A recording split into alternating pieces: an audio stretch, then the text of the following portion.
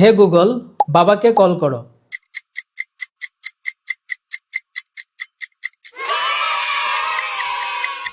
Hey Google, YouTube open করো। Hey Google, WhatsApp open করো।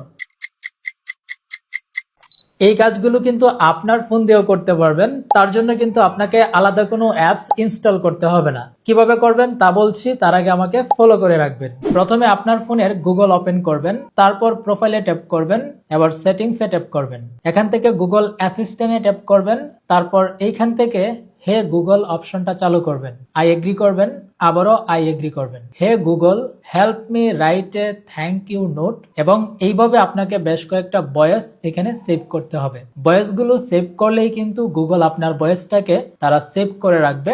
এবং এইখান থেকে সবগুলো দেওয়ার পর নেক্সট অপশনে ট্যাপ করবেন, আপনার কাজ শেষ। এই সেটিংসটা করার পর আপনার মুখের কথায় আপনার ফোনটি কাজ করবে।